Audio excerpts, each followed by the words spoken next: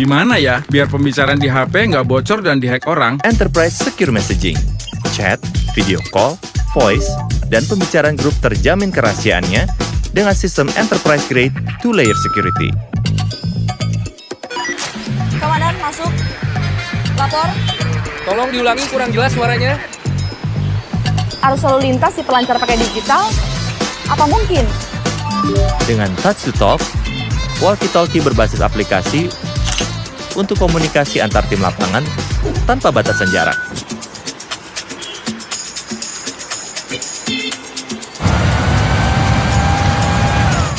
Baik Pak, segera ke sana Pak. Bisa nggak ya dapetin notifikasi data geologi langsung di HP? IoT Smart Monitoring Sensors. Data BMKG dari banjir, gempa, gunung berapi bisa diakses mobile. Jadi bisa ditangani cepat dan tepat. Saatnya melesat dengan digital bersama Telkomsel My Business.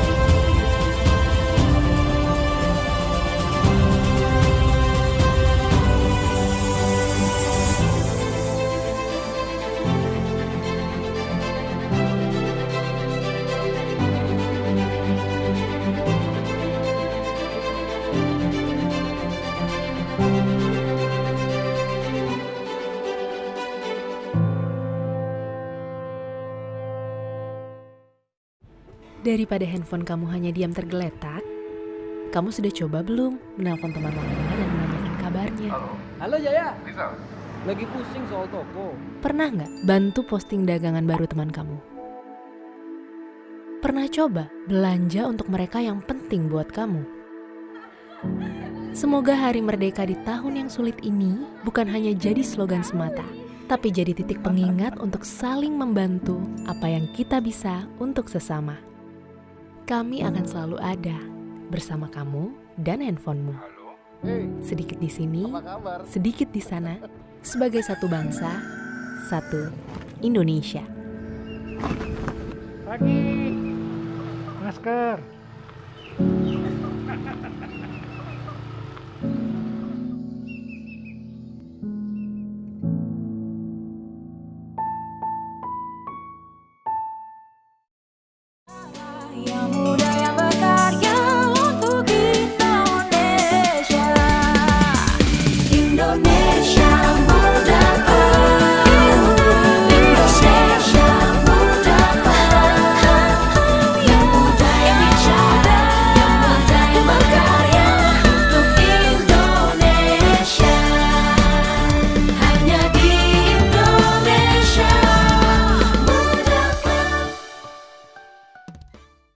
Profesional muda BUMN bisa apa? Aku siap untuk berinovasi. Aku bisa melawan arus untuk kebaikan bangsa. Aku bisa membuat perubahan. Aku bisa bekerja dengan jujur dan independen. Aku bisa memajukan bangsa dengan kreativitas. Kini saatnya profesional muda BUMN dan Indonesia mempunyai wadah untuk mengasah dan bertukar pikiran agar lebih kreatif, inovatif, dan solutif.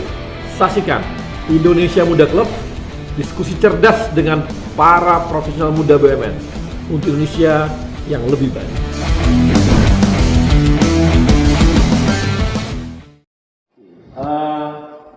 Teman-teman, karyawan di BUMN itu ada sekitar 1 juta orang lebih, ya. Dan tidak kurang ada 60% adalah teman-teman dari kaum milenial. Mereka adalah profesional muda untuk mencari sekian ratus ribu orang, di antara sekian ratus ribu orang ini, mencari mana yang berprestasi, mencari orang yang keren gitu ya, atau mencari orang yang punya dedikasi tinggi cukup sulit pastinya, apalagi dari ratusan ribu orang. Tapi kita hari ini mencoba mengilik dan mencari kawan-kawan kita milenial, profesional muda yang keren-keren tadi itu, dan kita akan coba apa sih yang mereka kerjakan, apa karya mereka di BUMN sekarang ini. Dan saat ini saya ditemani oleh 4 narasumber. Yang pertama ada Antonius Alexander Tigor. Antonius ini dia ada dari Master of Law di Queen Mary University di London, kemudian juga Professional Certificate from Stanford University, kemudian co-founder Nusantara Innovation Forum, dan dia sekarang juga di In-House Lawyer of the Year in the Asian Legal dari Thomson Reuters. Nah, kemudian juga ada lagi yang lain, teman saya temannya juga, dan hadir di studio ada Amanda Juliaisa. Bang. Amanda ini adalah Wakil Bendara Umum Ikatan Alumni Program Habibie. Dia adalah juara pertama humanitarian project contest Institute of Electrical and Electronics Engineers. Dia kerja di Telkom Indonesia. Kemudian, nah ini lagi nih, ada yang ketiga, Geta Adinda Kusumaningtyas. Sorry bang. Geta kerja di Jasa Marga. Betul. Dialah CEO di Walmart Indonesia dan kuliahnya cukup sukses dengan predikat summa cum laude dari Master of Science Columbia University. Waduh, keren banget. Dan terakhir ada di online juga ada Yoga Pratama. Yoga adalah Indonesian Youth Ambassador, kemudian presentator Indonesian Renewable Energy Outlook di forum di Forum Paris. Oke. Tadi inilah sekelumit dari profil kawan-kawan kita. Nah, ini saya mau nanya langsung sama Geta. Geta, ini Anda dikuliahkan oleh perusahaan atau memang kuliah sendiri? LPDP, Bang. Oh, LPDP? Iya. Oh, dari LPDP? Iya, betul. Di S1-nya di mana? S1 saya di Telkom University, dulu namanya masih Institute Management Telkom. Oke, jadi dulu awalnya Telkom ya, kemudian masuk ke masuk ke Columbia. Iya, saya kerja dulu, saya sempat kerja di American Multinational Company, terus saya baru pindah ke Jasa Marga, terus saya cuti belajar. Oke. Baru kamu kok ke Jasa Marga? Jadi saya memang ambil jurusan yang relasinya kuat sama core bisnis Jasa Marga gitu. Oh gitu. Jadi iya. Di jurusan apa di sana? Construction Administration. Kalau di Indonesia familiarnya Project Management atau Construction Management. Oke, jadi larinya ke sana ya. Makanya kamu ke Jasa Marga, bukan ke perusahaan konstruksi lain. Enggak. Jadi saya memang mau balik ke Jasa Marga. Oh gitu ya. Oke. Iya. Nah itu pernah tinggal di luar? Sebelumnya belum. Tapi memang hanya sekolah aja gitu ya? Sekolah aja. Dulu tuh nggak pernah ada cita-cita keinginan untuk kerja di global company yang ada di sana gitu, nggak ada? Kalau dari LPDP itu mengharuskan kita untuk kembali, wajib. Ya wajib. Kalau nggak wajib? Memang di awal saya sudah semacam taken kontrak dengan Jasa Marga, jadi Sebetulnya kalau saya nggak mau tekan kontrak juga nggak apa-apa, tapi waktu itu memang saya ambil studi yang memang bisa support bisnis Jasa Marga dan memang udah saya niatkan, jadi saya akan kembali ke Jasa Marga. Jasa Marga. Nah, di Jasa Marga kemarin posisinya langsung bagaimana? Apakah langsung posisi atas, maksudnya di menengah atau dari bawah lagi? Melanjutkan ya, karena saya memang baru balik beberapa bulan yang lalu sih Bang. Oh, baru balik. Nah, sekarang di Jasa Marga ngerjain apa? Corporate Finance. Tadi dari manajemen project menjadi corporate finance. Iya, kalau di Jasa Marga memang gitu, kita bisa belajar macam-macam gitu. Iya, iya. Tapi kan memang, tapi iya sih ya. Kunci dari perusahaan itu sebenarnya di finance. Ya, darahnya kan di finance. Tahu bagaimana sebuah perusahaan sehat nggak sehat ya di finance. Tahu alurnya sehat bagus atau enggak ya finance. Iya, tahu setuju. alur bisnis ya di finance. Iya. Betul nggak? Iya, betul. Karena yang mengalir tuh cuma duit. Kemana uang mengalir ya, dia tahu kemana. Jadi ya ujung-ujungnya lah finance. Iya. Oke. Nah, sementara kalau Amanda ini dulu kuliah S1 di mana? Di Telkom University. Kebetulan ternyata sama, baru tadi ngobrol juga. Oh gitu, satu angkatan gitu? Aku 2012, Mbak Gita 2009. 2009, kakak kelas berarti. Udah di Telkom University? Telkom University. Kemudian? Aku ada student exchange dulu ke Korea, ke Kumoh, South Korea. Oke, di Korea ngapain? Di sana itu aku tergabung dalam Wireless Emerging Network System. Jadi aku ikut laboratorium exchange di sana. Jadi bisa dibilang selama pembelajaran di sana itu diakumulasi dan dijadikan istilahnya transkrip nilai. Jadi melanjutkan. Jadi waktu itu 3 tahun 3 bulan totalnya kita bisa tetap lulus gitu. Jadi student exchange waktu itu kebetulan aku bisa dibilang perdana tuh waktu itu berangkat. Jadi belum ada programnya, ucuk-ucuk. Kebetulan alhamdulillah kampus juga suportif ya. Oh, jadi bisa berangkat. Seperti double degree gitu atau gimana? Nggak dual degree, tetapi di sana student exchange. Jadi mata kuliah yang diambil di sana itu kebetulan kita matchingkan dengan apa yang belum aku ambil. Jadi dilanjutkan di sana gitu. Sisanya baru aku pulang lagi skripsi gitu, Bang. Habis dari situ kamu balik dari Korea habis itu? Iya, aku pulang dulu ke Indonesia, terus aku ke Telkom. Kalau waktu di sana kan kita kerjasama sama Samsung Korea kan, kita ada kayak riset lab gitu, Bang. Terus skripsi, pada saat menjelang skripsi itu kan ngerjain skripsi nggak terlalu lama karena lanjut dari yang Korea. Nah itu barulah ikut-ikut mulai kecanduan ikut lomba tuh Bang, gitu. Lomba apa sih? Awalnya itu Institute of Electrical Electronics Engineers, jadi lombanya para engineers dunia gitu. Jadi kayak awalnya sih kayak nggak mungkin menang gitu ya Bang ya, kayaknya kan pasti banyak yang lebih jago-jago dong gitu. Nah ternyata berkelanjutan dapat kesempatan menang, juara 3 besar Asia Pasifik, juara 1 worldwide, dan akhirnya wah senang nih ngumpulin teman-teman karena kita bergrup tuh Bang. Jadi para engineers muda yang mau bikin sesuatu untuk lingkungan dan akhirnya join di Telkom. Salah satu waktu itu juga ketemu sama salah satu direktur Telkom waktu itu bilang jangan berkolaborasi di kampus atau jangan berkolaborasi di pekerjaan lain dong, kalau bisa bersumbangsi ke negara kenapa nggak ke Telkom aja gitu. Ya udah, jadi aku dapat banyak coaching, wah menarik kayaknya, udah aku tertarik untuk join di Telkom dan akhirnya lanjut sampai sekarang. Nggak pingin kemana di Korea gitu? Kebetulan nggak diperbolehkan juga Bang waktu itu sama orang tua, jadi memang kembali ke Indonesia harus. Orang tuanya nggak bolehin? Nggak bolehin, katanya belum nikah nggak boleh dulu Bang keluar, takut dipinang orang luar katanya. Kan nggak asik tuh ketemu cowok-cowok Korea. Iya, baik-baik banget Bang, sumpah Bang. Baik-baik. Ya mirip-mirip kayak di film-film Korea gitu ya, sempet lah gitu deket-deket, punya pacar. Semua wajahnya nggak? Iya, wanita-wanitanya Bang, semuanya Bang, operasian semua Bang, itu juga takut Bang. Ntar pada saat laki-lakinya keluar totonya operasian kan bahaya Bang, jadi suka gitu ya? Agak sulit juga. Makanya kadang-kadang orang menikah harus anaknya agak lain. Betul Bang, takut, khawatir Pak, oe kok beda kayak bapaknya. Aduh. Jadi beruntunglah cowok-cowok Indonesia.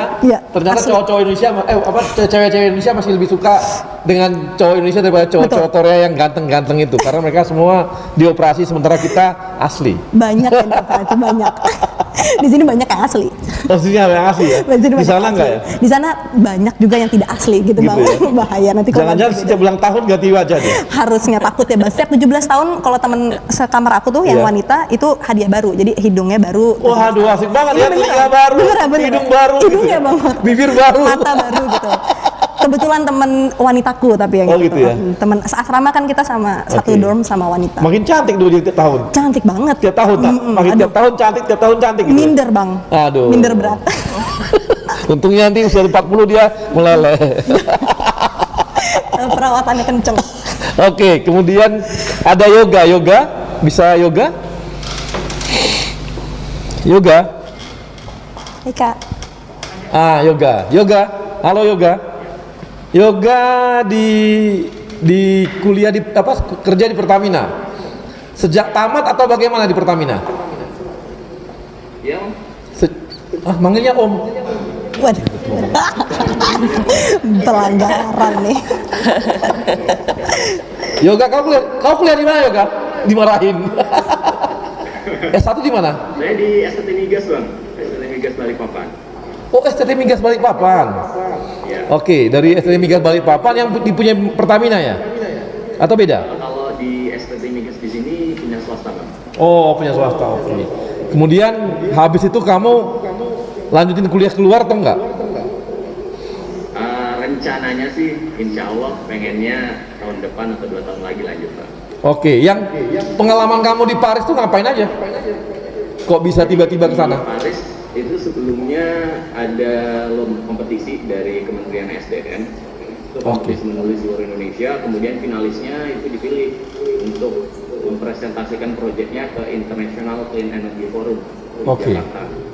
Dari 300 disaring 10 finalis, kemudian 10-nya itu dipilih 3 orang terbaik untuk mewakili menjadi duta muda Indonesia untuk Paris, presentasi lagi ke Paris di International Energy Agency Forum namanya bang. Yang dulu kamu presentasikan mengenai apa ya? Kalau kemarin ada proyek bersama teman-teman muda di sini, jadi fokusnya kita ke energi terbarukan. Dan bagaimana Indonesia memanfaatkan energi terbarukan itu untuk menerangi dan memberikan akses listrik ke pedalaman seluruh Indonesia. Lo nggak takut sama energi terbarukan? Nanti Pertamina nggak laku lagi. Pertamina kan juga ada energi terbarukan kan? Oh gitu. Dan juga sudah ada holding untuk fokus ke renewable energy. Nanti kalau gitu nih teman-teman lo yang di perminyakan itu semua bisa nggak punya kerjaan lagi dong kalau udah dimulai masuk ke energi terbarukan. Nah ini yang menarik bang. Jadi di perminyakan itu sekarang sudah mengarah ada kalkulusnya untuk belajar renewable energy. Skripsi saya juga membahasnya tentang renewable energy kebetulan. Jadi bukan lagi membahas minyak tapi udah ke renewable energy ya? Ada minyak, cuma kita bisa memilih antara minyak atau renewable energy, bisa kita kombinasi. Ya nanti kalau gitu kita lagi nanti kamu jangan lagi nanti STT Migas tapi STT Renewable Energy. Mantap. Migasnya hilang. Makasih Yoga. Saya ke Antonius. Halo Antonius. Halo, hadir bang. Hadir ya. Antonius, lu kuliah di mana Antonius? Waktu SMA kuliah di S1-nya? Udah di luar negeri? Iya, terima kasih udah diundang di acara keren ini bang. Bayar. Aku dulu kuliah S1 di Universitas Diponegoro di Semarang. Semarang. Jurusan hukum pastinya. Hukum betul. Hukum apa? Hukum perceraian atau hukum perkawinan? Yang pasti korporat. Legal atau gimana? Di sana dulu. Ya. Untuk khusus untuk korporat legal atau apa? Yang dipelajari di Undip? Ya, untuk Korporat ya. Betul pak. Baru lanjut ke London.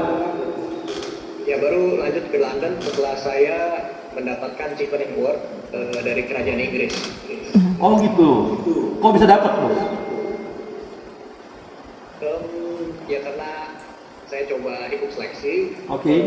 Kebetulan seleksinya itu untuk seluruh negara di dunia, ada 167 negara di dunia yang mendapatkan skema Chevening Award. Saya wakil dari Indonesia untuk dapat Chevening Award tersebut. Jadi wakil dari Indonesia. Kemudian dilanjutkan ke Queen's Mary ya di sana. Queen Mary University of London. Betul. Itu beasiswa atau bagaimana dari sana? Iya, beasiswa full dari kerajaan Inggris, Pak. Itu pendidikan dan juga biaya hidup. Sampai biaya hidup. Bawa istri? Ya. Bawa istri? Bawa istri juga? Bawa. Jadi berarti ini dong full beasiswanya full banget kalau gitu ya? Termasuk full family. Kemudian kamu ke Stanfordnya ini aja. Hanya ke Stanfordnya gimana? Kursus saya. Oke. Lebih kepada saya bekerja di Telkomsel, saya butuh kebetulan sudah jalan 12 tahun di Telkomsel kerja, saya melihat pengembangan diri dalam bidang manajemen. Oke. Di sektor. Oke, kamu kenapa nggak kerja di Inggris aja dulu? Ngapain harus ke Telkomsel? Oh, jatuh cinta duluan. Jatuh cinta sama cewek Telkomsel atau jatuh cinta sama Telkomselnya? Oh, sama Telkomselnya.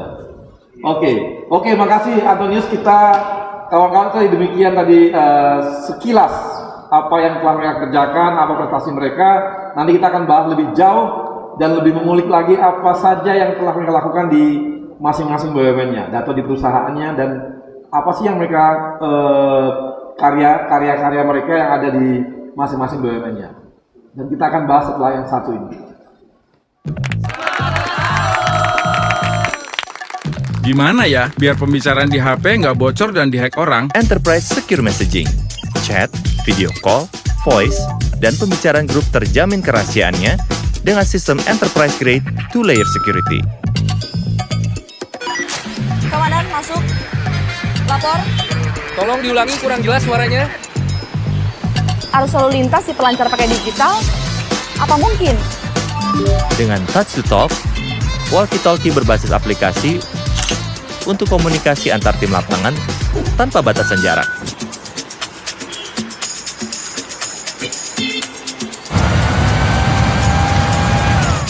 Baik Pak, segera ke sana Pak. Bisa nggak ya dapetin notifikasi data geologi langsung di HP? IoT Smart Monitoring Sensors. Data BMKG dari banjir, gempa, gunung berapi bisa diakses mobile.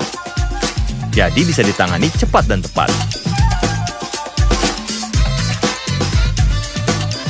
Saatnya melesat dengan digital bersama Telkomsel My Business.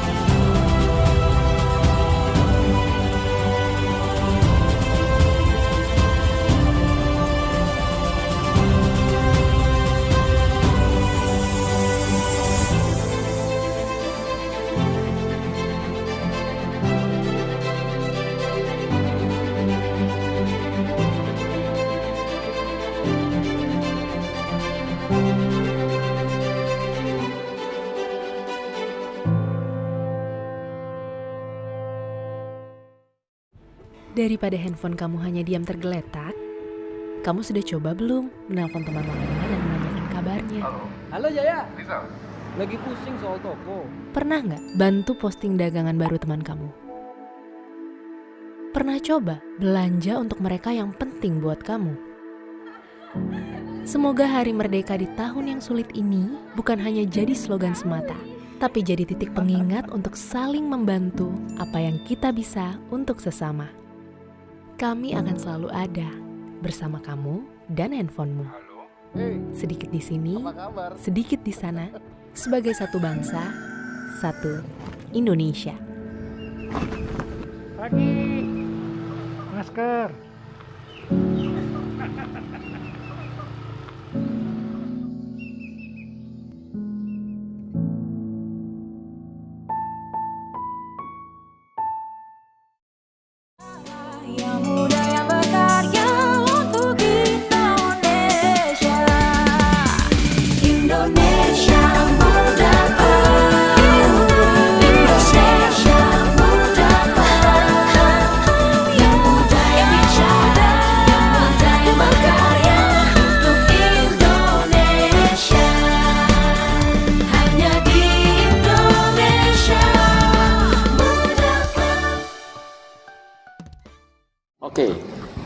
Profesor Muda, kita kembali di Indonesia Muda Club. Kita akan ada 2 penanya. Yang pertama silakan, siapa? Idam. Ya, Idam. Halo Idam.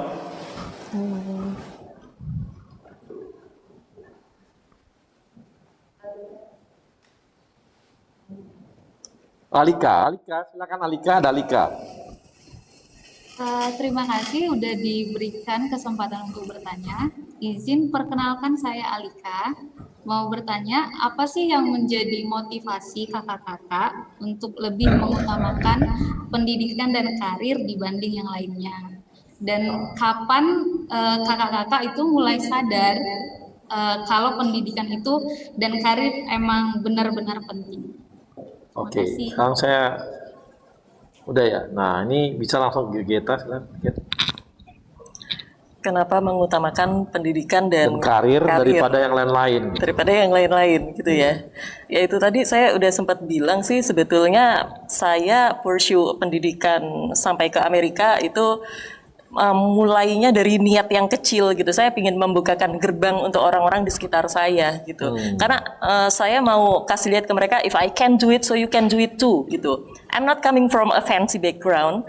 I don't have what people call as privilege. I didn't go to international schools at Indonesia gitu. Tapi saya bisa, Anda juga bisa gitu. Orang-orang di sekitar saya pasti bisa itu. Sebenarnya sesimpel itu niatnya. Itu ya? Oke, itu jadi lebih kepada memberikan motivasi kepada orang-orang sekitar gitu ya. Iya. Oke. Iya, itu. Kalau Yoga. Iya, Bang. Halo Yoga. Halo, Bang. Yoga bisa jawab tuh pertanyaan Alika. Kenapa Yoga lebih mementingkan karir dan sekolah daripada yang lain gitu? Ya, terima kasih pertanyaannya Alika. Bagus banget. Salam kenal, saya Yoga dari Pertamina. Khususnya menurut saya kita harus balance dulu ya. Jadi mengutamakan yang pertama itu prioritasnya tetap keluarga. Baru kita masuk ke pekerjaan sebagai rumah kedua kita.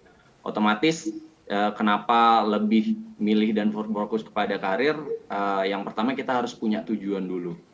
Kalau misalnya kita sudah punya tujuan, kita juga bisa sharing atau membagikan apa yang menjadi tujuan kita ke orang lain dan bisa menginspirasi orang lain. Karena kita memiliki tujuan yang berbeda-beda, jadi harapannya raih mimpi setinggi mungkin. Dan kalau misalnya Alika, jangan misalnya si teman A fokus ke karir, teman B fokus ke keluarga, tapi kita juga harus balancing. Jadi kalau dari saya itu lebih ke balancing, Bang. Jadi kita harus bisa time management, mengatur waktu antara karir dan keluarga. Itu. Makasih. Yoga, kalau Anton gimana Anton?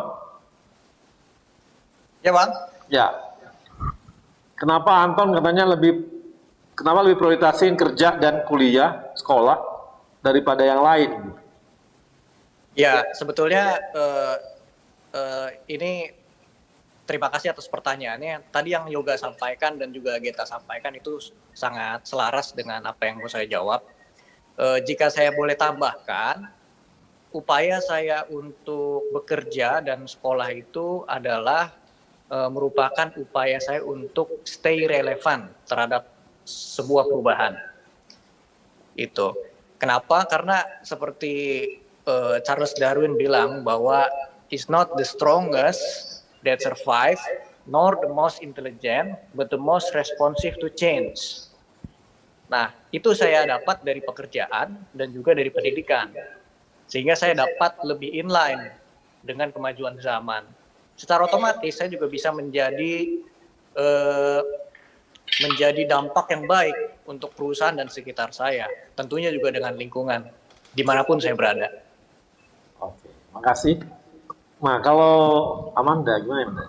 Iya, jawabannya pada bagus-bagus nih Bang. Kalau aku sendiri lebih, alhamdulillahnya pekerjaan ini, terima kasih Mbak pertanyaannya.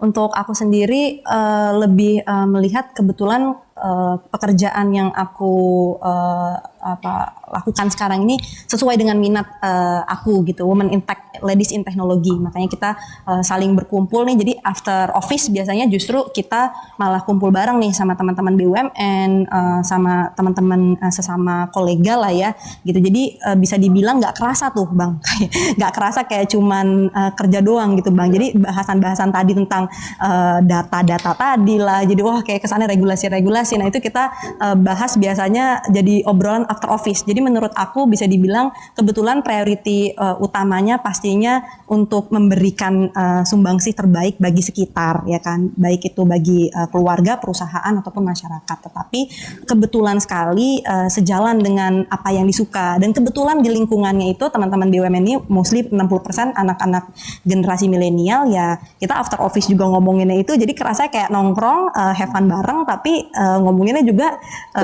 kerjaan gitu. Tapi bukan yang pusing-pusing, kesannya kayak wah ini apa nih, kita bikin apa nih, kita bikin webinar apa nih next gitu. Kira-kira gitu sih Bang. Sekarang nih kerjaan tuh sudah jadi hobi juga gitu ya. Jadi kesannya begitu Bang. Kerjaannya memang depan laptop terus sih sebenarnya Bang. Nah, udah gak ada bedanya. Berikutnya ada Ibnu. Nah, Ibnu nanya gini. Bagaimana mendayagunakan anak muda di daerah tertinggal? Ini di BRI mana dia? Di pusat emang. Oke, ini tadi ada teman-teman yang memang lagi memberdayakan untuk di daerah-daerah tertinggal. Tadi seperti yoga. Yoga gimana yoga? Ya Bang, benar banget. Siapa ya tadi yang nanya ya Bang? Tadi ada namanya Ibnu dari BRI. Kira-kira bagaimana memberdayakan anak muda yang tertinggal, di daerah tertinggal? Benar sekali Bang. Salah satu proyek yang kami lakukan dari tahun 2017 sampai 2020 sekarang itu adalah nama programnya Berbagi Terang yang diinisiasi sama salah satu NGO Rawekara Indonesia. Kebetulan pada saat itu kami bersama Pertamina itu jadi campaigner dan penanggung jawabnya Bang untuk memberikan akses listrik ke pedalaman. Tapi kita harus tahu dulu gimana kondisi anak-anak pedalaman, karena kalau yang saya alami khususnya di pedalaman Kalimantan, suku Dayak Punan, mereka itu bahkan baca tulis saja itu belum bisa Bang.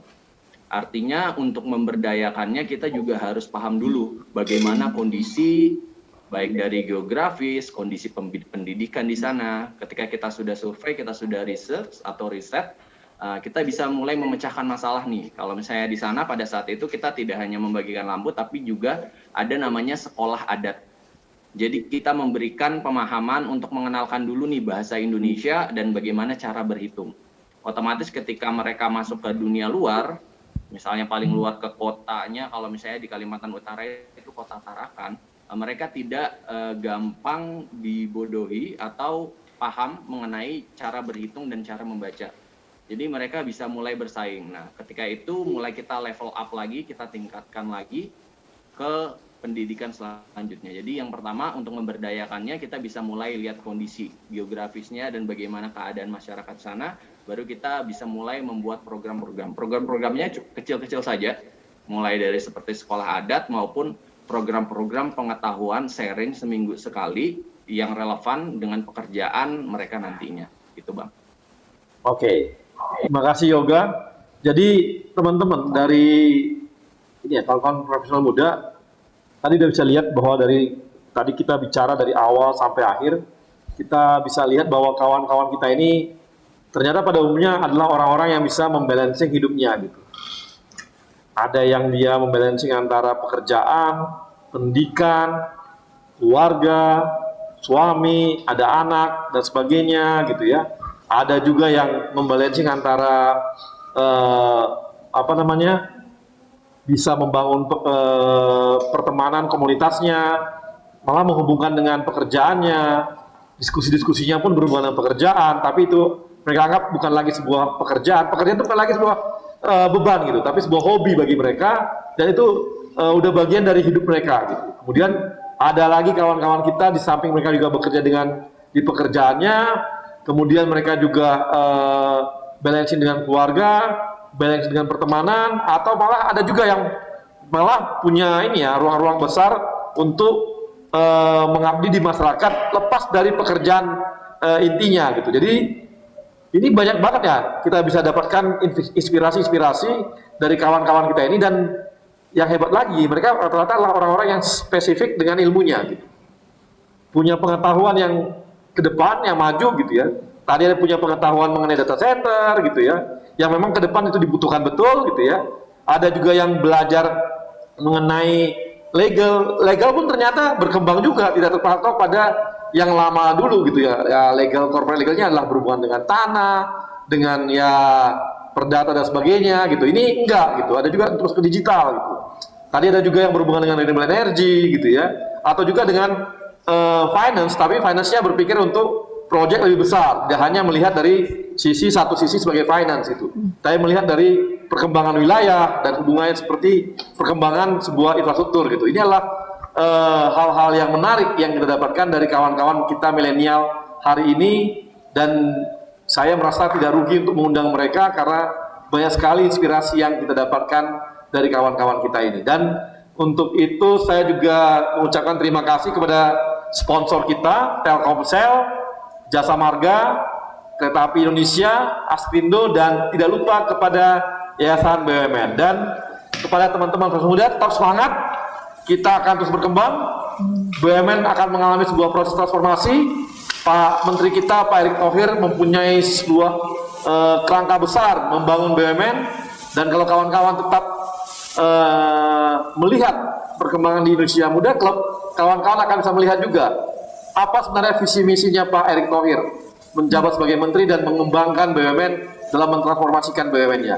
Dan kita akan ketemu lagi setelah nantinya Indonesia Muda Club di episode berikutnya. Dan tetap bersama saya, Arya Sinulinga. Gimana ya biar pembicaraan di HP nggak bocor dan dihack orang? Enterprise Secure Messaging, chat, video call, voice, dan pembicaraan grup terjamin kerahasiaannya dengan sistem enterprise grade 2-layer security. Komandan, masuk. Lapor. Tolong diulangi, kurang jelas suaranya. Arus lalu lintas di pelancar pakai digital? Apa mungkin? Dengan Touch to Talk, walkie-talkie berbasis aplikasi untuk komunikasi antar tim lapangan tanpa batasan jarak.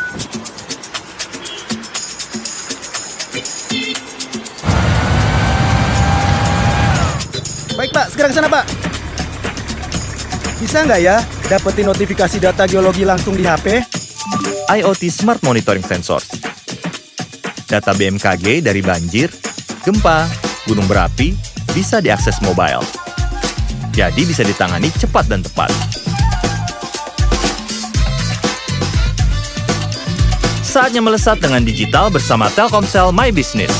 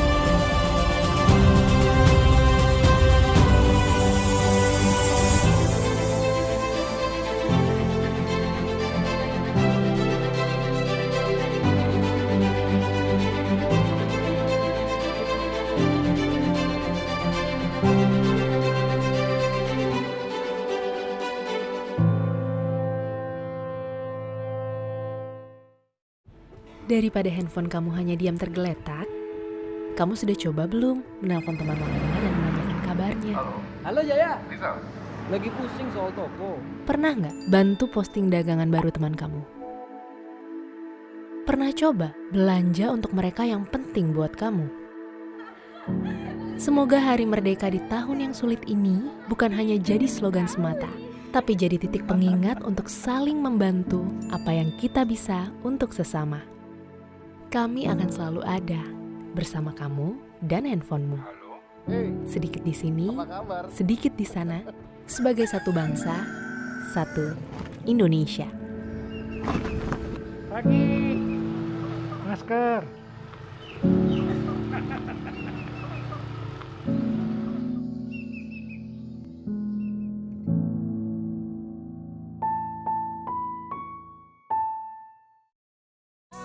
Yang muda yang berkarya untuk Indonesia. Indonesia muda. Indonesia muda. Yang muda yang bicara, yang muda yang berkarya untuk Indonesia.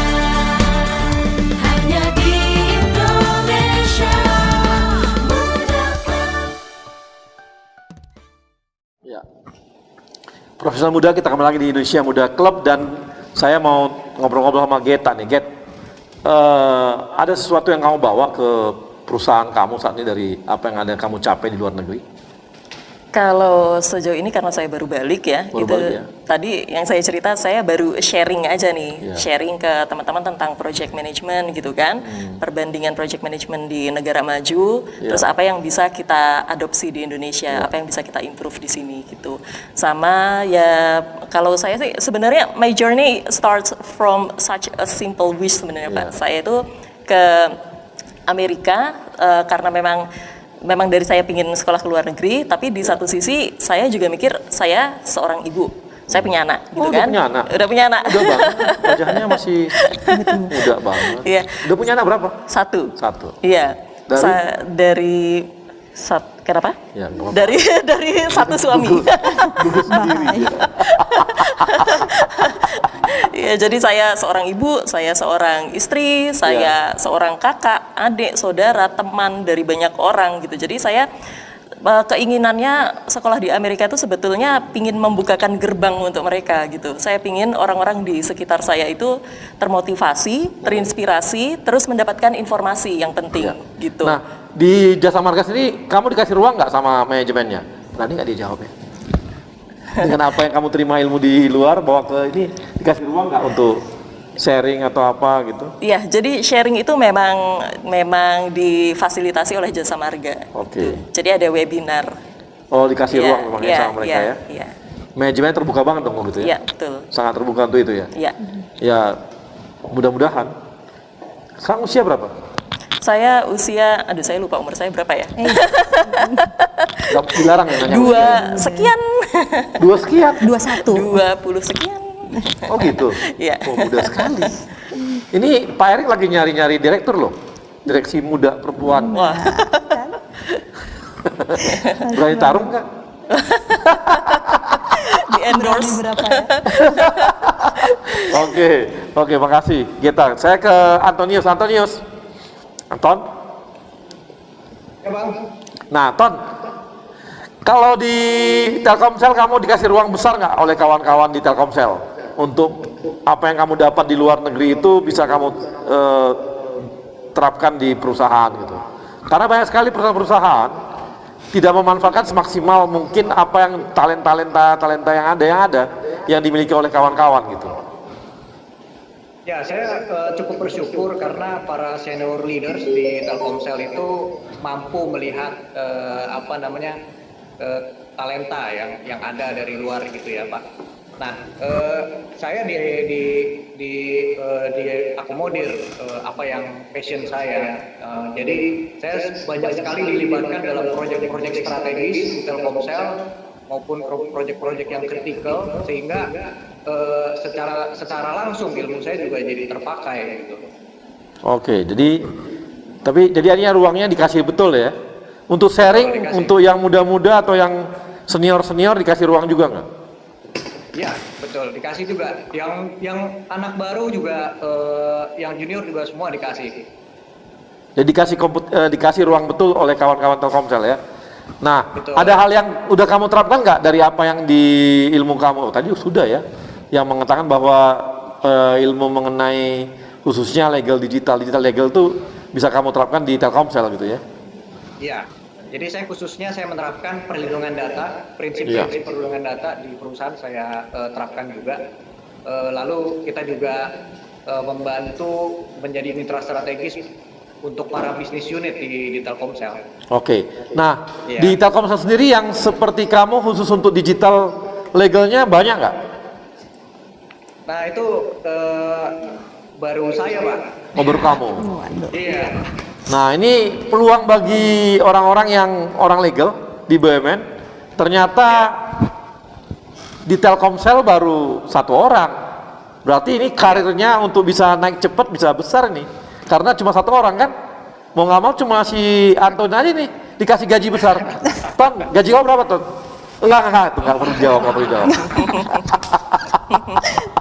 Amin. Nggak, ini artinya ada peluang-peluang besar ya, ada peluang-peluang bahwa kemampuan kita melihat tadi ya seperti tadi legal banyak, corporate legal banyak juga, tapi ternyata ada ruang yaitu namanya digital legal gitu, dan ini cukup menarik gitu, dan ternyata cuma 1 orang doang yang ngambil di sana di Telkomsel sekarang, artinya ruangnya makin banyak dong ya, terbuka besar dong. Iya.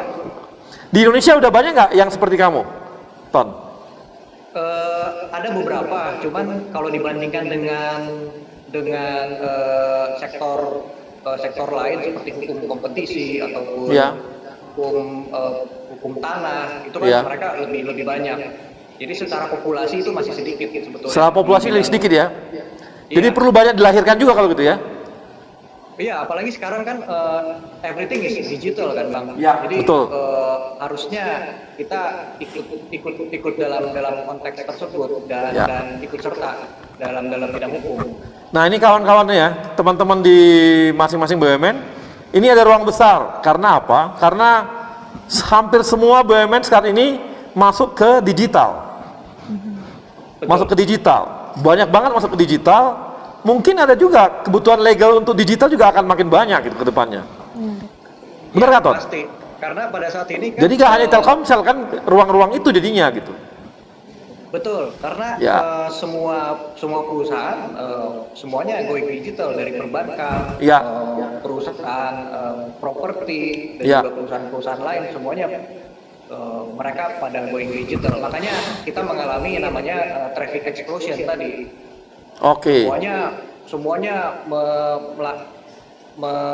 menggunakan teknologi terkini untuk tetap relevan terhadap perkembangan zaman, sehingga tetap menjadi pemain global serta mengantisipasi juga kan persaingan bisnis sekarang. Kalau enggak masuk ke digital, mereka akan mati.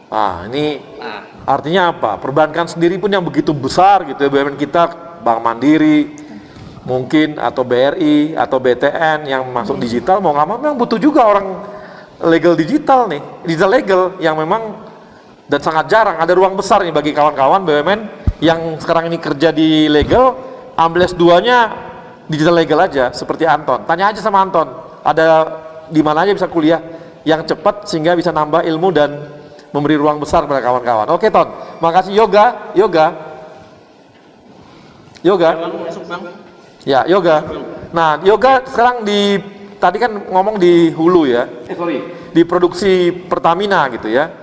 Dan memang tadi kuliah fokus ke renewable energy. Nah, ini untuk kamu mengimplementasikan ataupun memberi ruang atau juga hal-hal yang berhubungan dengan renewable energy di Pertamina, di luar dari komunitas ada nggak yang kamu perjuangkan supaya kamu bisa berperan di sana gitu? Ya, sebelumnya kalau di Pertamina, alhamdulillah ruang-ruang itu juga cukup terbuka lebar banget. Kami juga bekerja sama dengan beberapa teman di rekan-rekan di bidang communication and relation. Jadi communication and relation sering sekali melibatkan kami ke dalam kegiatan-kegiatan eksternal maupun internal. Dalam kegiatan eksternal itu kita juga mengedukasi nggak hanya rekan-rekan internal dalam Pertamina, anak-anak milenial Pertamina, tapi rekan-rekan muda di luar.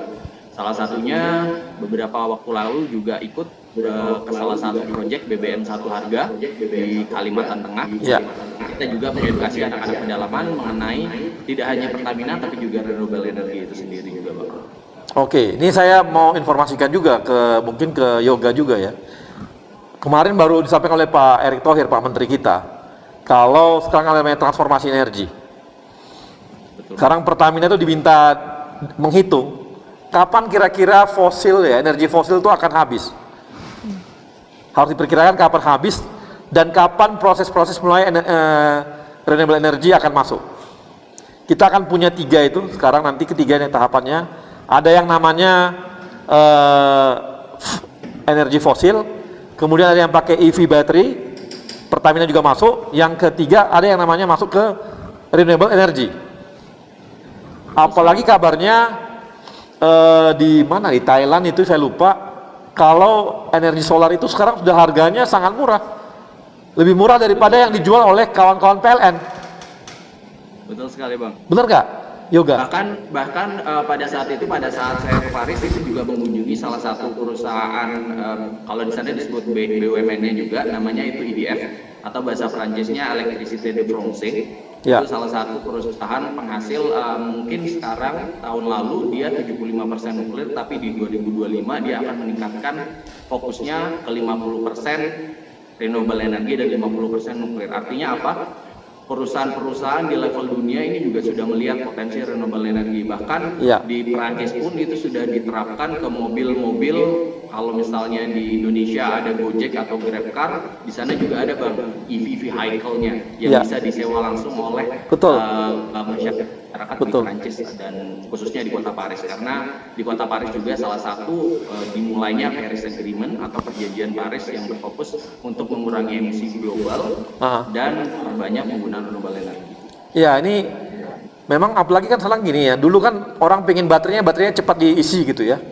Jadi kecepatan energi baterai cepat. Tapi ternyata sekarang dengan nyewain baterai bisa 12 jam pun nggak apa-apa kan. Artinya bahannya nggak perlu sampai teknologi tinggi. Ini di Cina juga terjadi nih. Kabarnya begitu kan?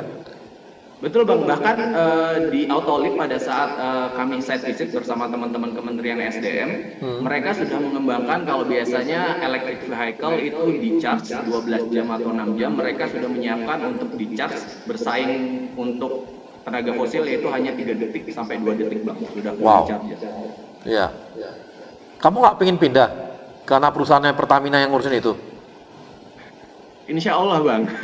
Insya Allah. Iya, karena nanti Inalum akan joint venture dengan Pertamina. Buat itu. Kenapa, Bang? Ada Inalum. Oh iya.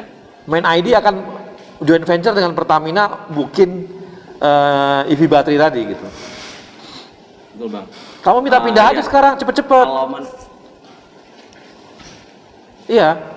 Yok, kamu minta pindah aja sama bos kamu. Pindah ke renewable energy gitu. Atau ke EV battery. Daripada di migas mulu. Iya, Bang. Betul, Bang. Insya Allah, Bang. Karena di Pertamina juga sudah dibentuk holding untuk salah satu di holding renewable energy, Bang. Itu juga salah satu fokusnya ke Pertamina untuk mengembangkan renewable energy khususnya di Indonesia.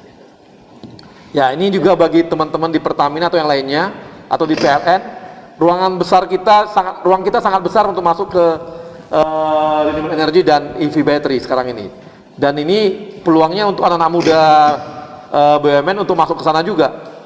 Karena ini membutuhkan orang-orang yang paham atau juga orang-orang yang mau bekerja. Ini kawan-kawan milenial yang bisa masuk. Karena ini kabarnya kita sudah bekerja sama dengan China dan Korea untuk membuat EV battery. Sementara untuk renewable energy ada tambahan lagi nantinya gitu. Ini kan ruang-ruang besar yang bisa dikerjakan dan dikejar oleh kawan-kawan, tidak terjebak pada pekerjaan yang ada sekarang gitu. Karena kita akan berpindah ke renewable energy dan ke EV battery. Dan akan melupakan energi fosil, kan lebih sehat dan lebih bagus gitu. Ya nggak, Yoga? Nanti saya minta ngomong sama bos kamu deh, supaya kamu dipindahkan. Lu kok saya ngomong ya? Sorry, Yok, ini bercanda doang nih. Oke, nah ini dengan Amanda ini Ada Human Humanitarian Project Contest, ada.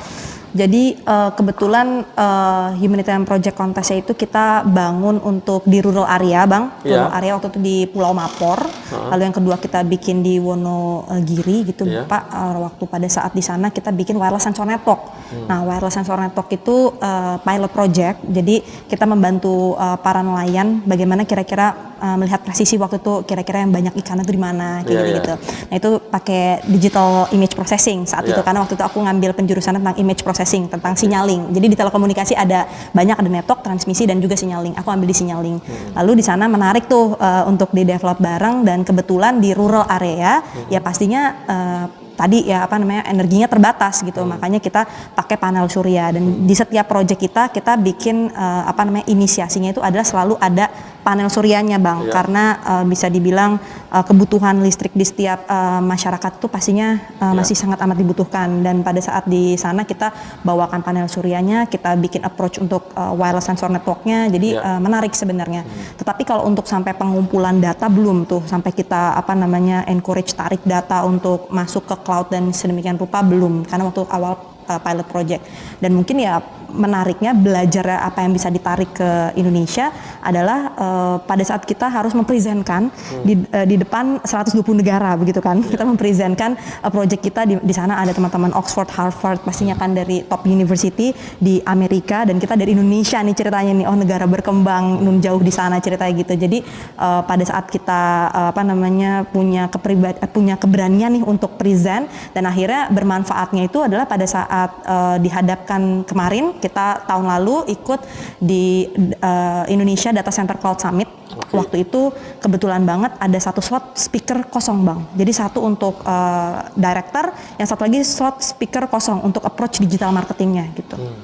Ya udah disuruh present, Bang. Nah, kebayangkan kalau misalnya aku belum pernah present gitu, kita di depan banyak negara begitu, di depan banyak global player.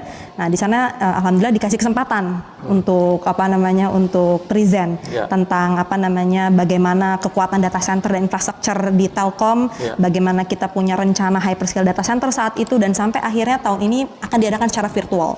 Jadi banyak belajar bisa dibilang yang dibawa ke Indonesia bukan hanya ilmu secara teknologinya, mungkin kalau dibilang teknologinya di negara maju pastinya kita banyak belajar, tetapi yang pastinya didapatkan dari BUMN itu adalah kesempatan untuk diberikan panggung nih. Silahkan berperan, silahkan berkreativitas. Jadi mungkin itu yang menariknya, Bang. Jadi nggak salah ternyata pulang ke Indonesia dan berkarir di sini gitu, Bang. Nah, kalau untuk Telkom sendiri, untuk renewable energy kemungkinannya ada juga dong ya untuk itu? Pastinya ada beberapa yang saat ini kok untuk power ada PUI-nya. Jadi setiap kali untuk data center begitu, Bang, memang ada angka-angka tertentu yang memang harus di-approach untuk sebagai standarnya. Jadi green data center begitu, Bang. Jadi ada ada sebuah teknis angka yang memang harus dapatkan agar dapat sertifikat Green Data Center. Karena itu lagi menarik banget juga buat mereka. Oh, saya nggak mau data centernya belum green energi nih gitu. Jadi ngarahnya ke sana juga ya, green energy. Betul. Tetap green energi dibutuhkan banget. Besar nggak power yang dibutuhkan untuk data center? Pasti untuk hyperscale data center pasti luar biasa besar. Makanya tadi approach-nya kita ambilnya eco. Jadi untuk environment-nya harus evolve, lalu harus ramah lingkungan begitu. Jadi ada konsep eco yang memang konsep yang memang harus ditanamkan di data center itu. Jadi menjadi berbeda tetapi tetap nuansa Indonesia, tapi tetap ramah lingkungan begitu, Bang. Oke, makasih Amanda. Ini adalah, coba deh dengerin dari tadi semua itu kawan-kawan kita ini cukup spesifik apa yang mereka punya, menarik betul apa yang mereka punya dan memberikan inspirasi juga apa sih yang mau kita kerjakan ke depan gitu ya. Dan kawan-kawan ini cukup bisa memberikan inspirasi kita dan nanti kita akan gali lebih jauh dengan kawan-kawan kita 4 orang ini, anak-anak milenial kita masih muda walaupun usia masih di bawah 30 tapi udah punya anak 1. Loh, apa hubungannya ya? Ada hubungannya ya? Ada hubungannya. Dan kita akan kembali setelah yang satu ini.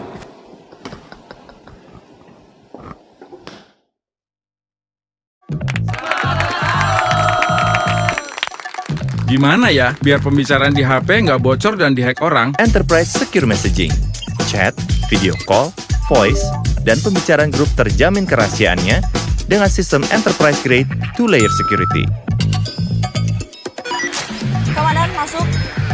Lapor. Tolong diulangi, kurang jelas suaranya. Arus lalu lintas di pelancar pakai digital? Apa mungkin? Dengan touch to talk, walkie-talkie berbasis aplikasi untuk komunikasi antar tim lapangan tanpa batasan jarak.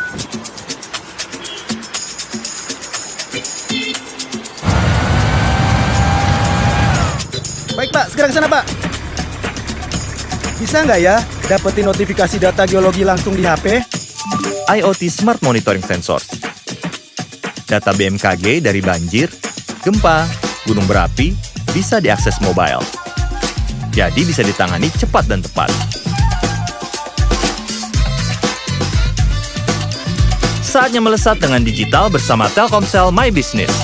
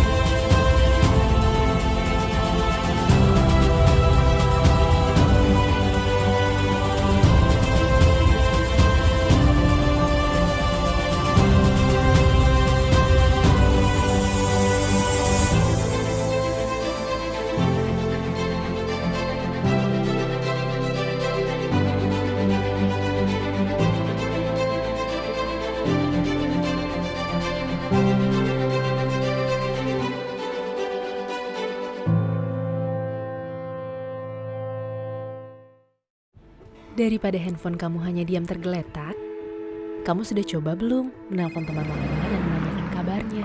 Halo Jaya. Lagi pusing soal toko. Pernah nggak bantu posting dagangan baru teman kamu? Pernah coba belanja untuk mereka yang penting buat kamu? Semoga Hari Merdeka di tahun yang sulit ini bukan hanya jadi slogan semata, tapi jadi titik pengingat untuk saling membantu apa yang kita bisa untuk sesama. Kami akan selalu ada bersama kamu dan handphonemu.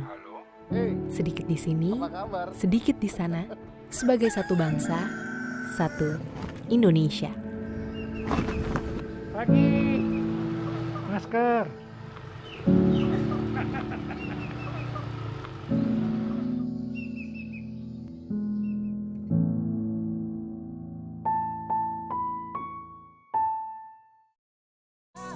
Yang muda yang berkarya untuk Indonesia. Indonesia muda. Indonesia muda. Yang muda yang bicara, yang muda yang berkarya untuk Indonesia. Hanya di Indonesia muda. Oke, Profesor Muda, kita kembali di Indonesia Muda Club. Kita akan ada dua penanya. Yang pertama silakan, siapa? Idam. Ya, Idam. Halo Idam.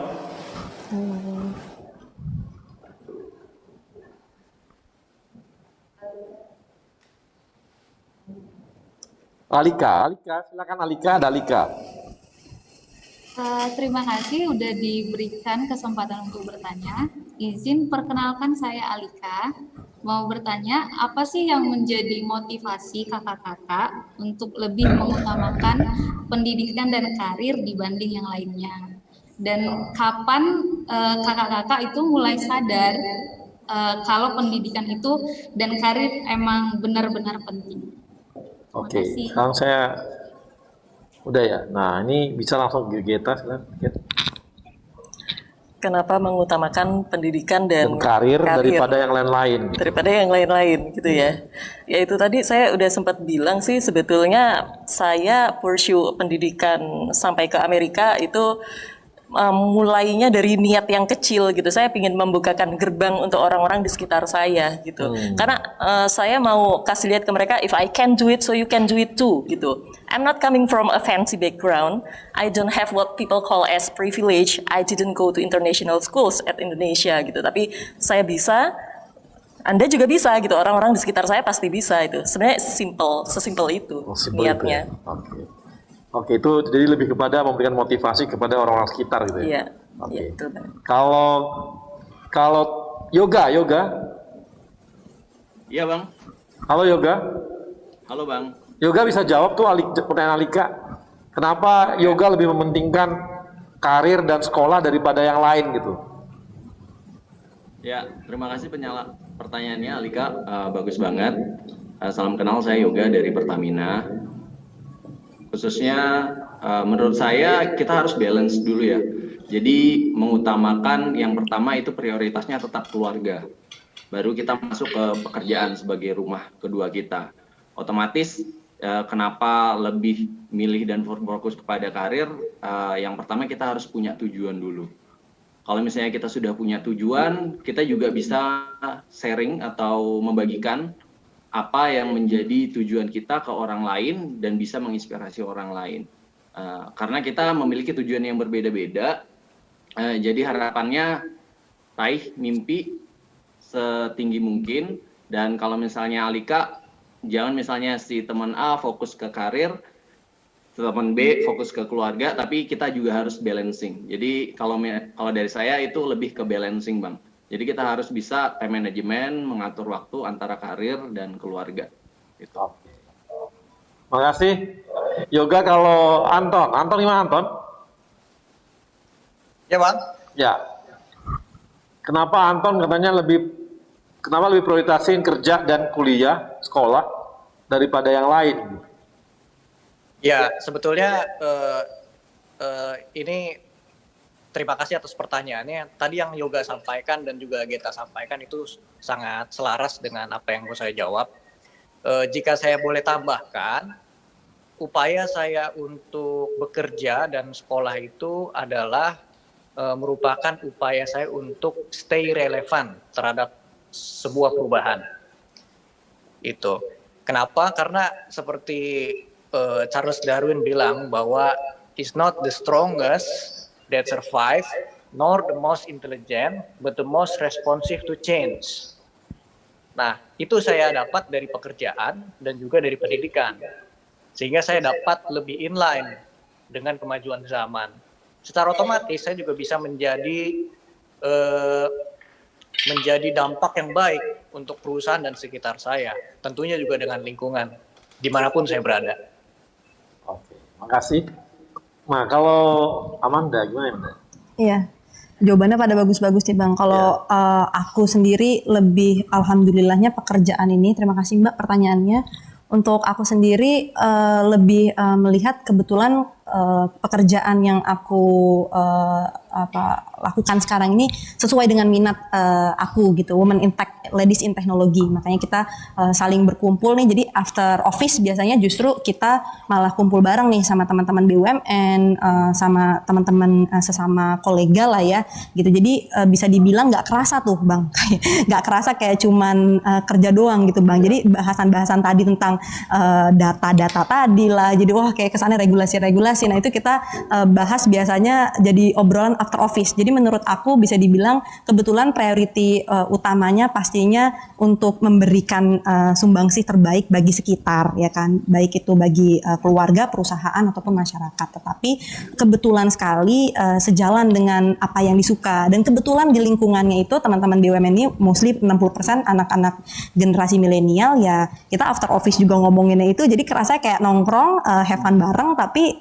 ngomonginnya juga kerjaan gitu. Tapi bukan yang pusing-pusing. Kesannya kayak wah ini apa nih, kita bikin apa nih? Kita bikin webinar apa nih next gitu. Kira-kira gitu sih Bang. Sekarang nih kerjaan tuh sudah jadi hobi juga gitu ya. Jadi kesannya begitu Bang. Kerjaannya memang depan laptop terus sih sebenarnya Bang.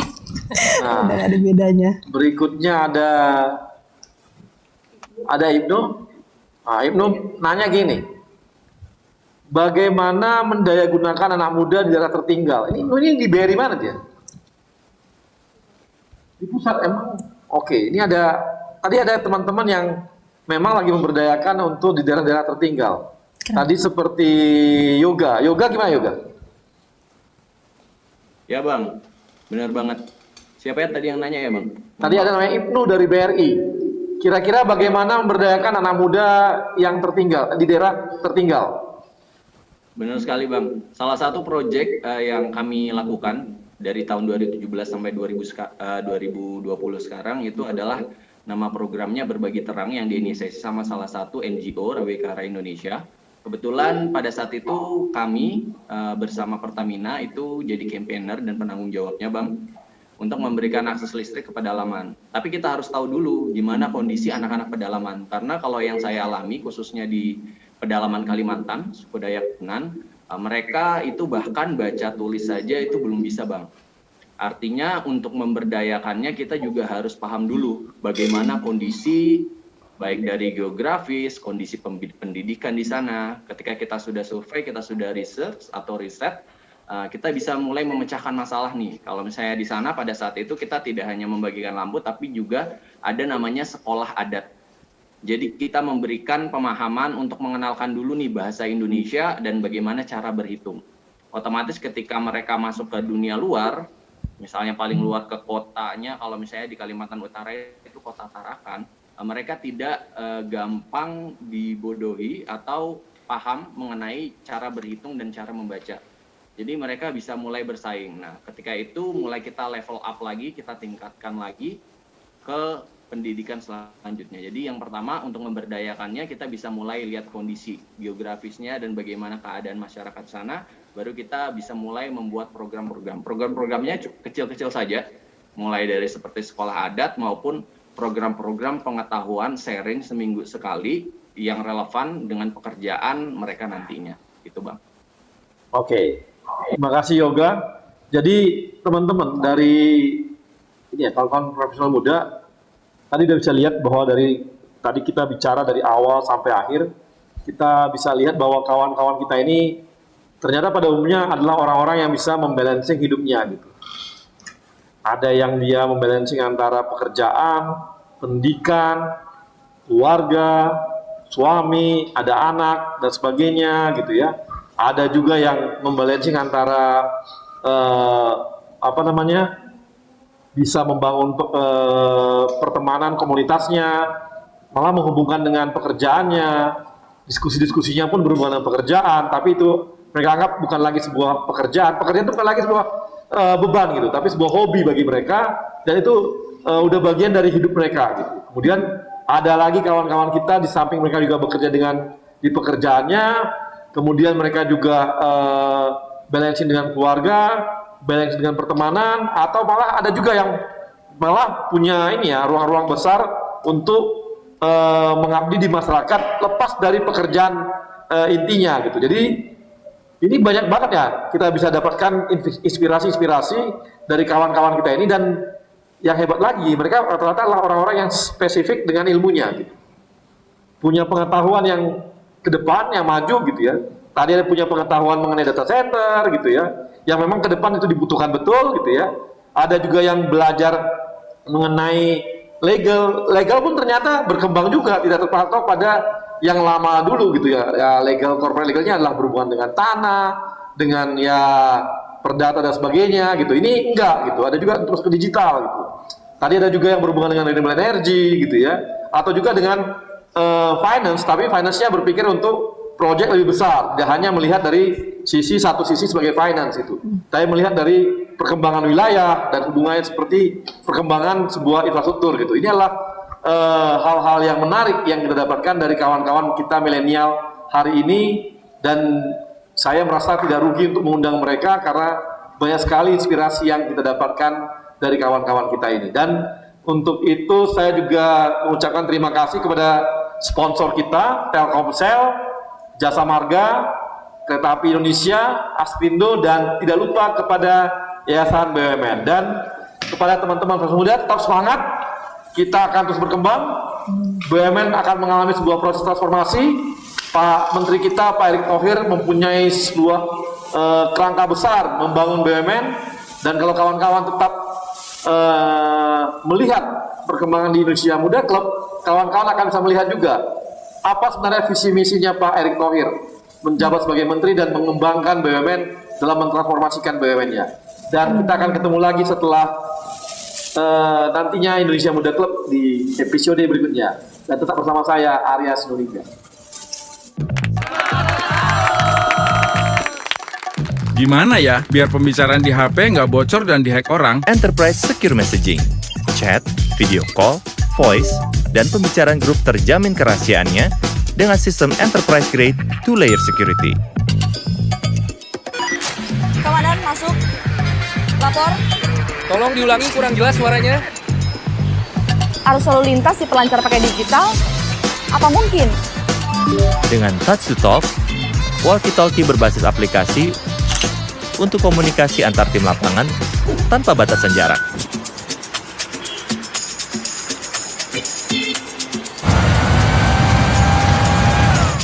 Baik Pak, segera ke sana Pak. Bisa nggak ya dapetin notifikasi data geologi langsung di HP? IoT Smart Monitoring Sensors. Data BMKG dari banjir, gempa, gunung berapi bisa diakses mobile. Jadi bisa ditangani cepat dan tepat. Saatnya melesat dengan digital bersama Telkomsel My Business.